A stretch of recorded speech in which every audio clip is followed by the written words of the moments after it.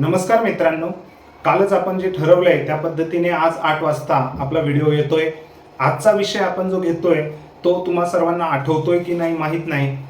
धनंजय देशमुख हे नाव तुम्ही ऐकलंय? संतोष देशमुख ज्यांची निर्घृण हत्या झाली होती 2024 डिसेंबरच्या 2024 येथे, ज्या प्रकरणाने बीड सहित पूर्ण महाराष्ट्र हादरला होता। हो, तेच देशमुख प्रकरण, सरपंच देशमुख हत्या प्रकरण, याबद्दल आपण आज बोलणार आहोत। न्यायालयात हे प्रकरण चालू आहे। ॲडव्होकेट उज्ज्वल निकम हे त्यावरती काम करत आहे सरकारी पक्ष म्हणून। आणि त्या प्रकरणाचं आता काय झालेलं आहे, आता सध्या न्यायालयात काय चालू आहे आणि काय घडामोडी आहे, काय आरोप प्रत्यारोप आहेत, हे सर्व आपण जाणून घेणार आहोत या व्हिडिओमध्ये। व्हिडिओ शेवटपर्यंत बघा, कारण जे नवीन लोक असतील, आपले सबस्क्रायबर असतील, त्यांनी हा व्हिडिओ तसाच उत्कटतेने बघा। कारण 2024 साली जे महाराष्ट्राला पूर्ण हादरा बसला होता असं प्रकरण, जे म्हणजे या कलियुगाची सुरुवात असंही आपण त्याला संबोधलं होतं, तेच प्रकरण आता पुढं आलेलं आहे, न्यायालयात आहे। त्यावरती आपण चर्चा करतोय। सर्वप्रथम आपलं चॅनल सबस्क्राईब करा, नोटिफिकेशन ऑन करा। आपले नेहमी रोज 8 वाजता व्हिडिओ आणि शॉर्ट्स येत असतात। सर्वप्रथम आता जे आहे की एक शॉर्टमध्ये सांगतो की संतोष देशमुख हे सरपंच होते मस्साजोगचे। त्यांची निर्घृण हत्या करण्यात आली खंडणीच्या आरोपामध्ये। म्हणजे खंडणीला विरोध करतायत म्हणून आवादा कंपनीच्या जिथे खंडणी मागायला गेले, वाल्मिक कराड हे मुख्य सूत्रधार होते आणि त्यांच्यासोबत जी गँग होती त्यांनी त्यांचं अपहरण करून त्यांना अतिशय निर्घृणपणे मारण्यात आलं। एवढंच नाही मारण्यात आलं तर त्यांचे मारहाणीच्या वेळेस व्हिडिओज काढण्यात आले। ते म्हणत होते की मला फक्त जगू द्या माझ्या पोराबाळांसाठी। तरीही अगदी क्षमा म्हणजे आपण म्हणतो तसं कुणीच काही दाखवलं नाही। त्यांच्या छाताडावरती उड्या मारून त्यांचं म्हणजे काय सांगू, ते प्रकरण म्हणजे न बोलण्यासारखंच आहे। तो प्रसंग आठवला की खरंच कलियुग आहे आणि कलियुगात अशा गोष्टी घडायला लागल्यात याची जाणीव येते।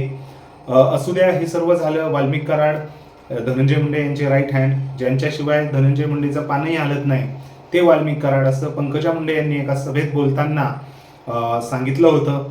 त्या पद्धतीने वाल्मिक कराड हे आधी गायब झाले, त्यानंतर पुण्यामधनं त्यांनी CBI सेंटरला आपलं स्वतःहून आत्मसमर्पण केलं।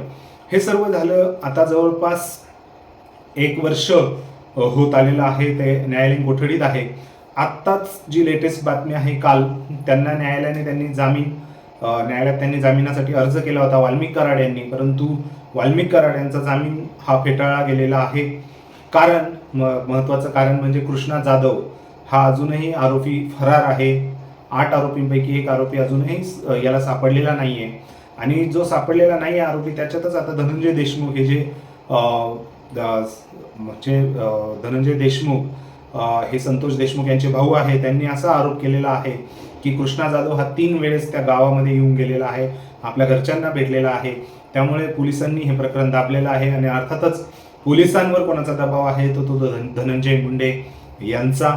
हे सर्व प्रकरण आता अगदी म्हणजे जे जाणकार आहेत न्यायालयाचे, वकील असू द्या किंवा जे न्यायालयीन प्रक्रियेशी अवगत आहे, अशा सर्वांचं म्हणणं आहे की आता हा खटला संपत्तीकडे वळलेला आहे।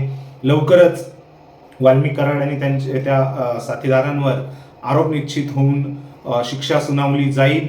निश्चितच कुठेतरी आता ह्या प्रकरणामध्ये अंतिम येत आहे, कुठेतरी न्याय मिळावा। संतोष देशमुख यांच्या मुलगी वैष्णवी आणि मुलगा यांना खरंच न्याय मिळावा, कारण ह्या कुटुंबाला म्हणजे सरपंच ते असताना पूर्ण एका गावचा सरपंच गेला म्हणजे पूर्ण गावच कुटुंब म्हणजे पूर्ण कुटुंबाचा भार करता पुरुष हा मारण्यात आलं त्याला, आणि मारतानाही अगदी क्षमातमा न बाळगता कसेही वार करून अपहरण करून त्यांचा निर्घृणपणे खून करण्यात आला होता। असू द्या, निश्चितच आपण याबाबत अजूनही अपडेट देऊ।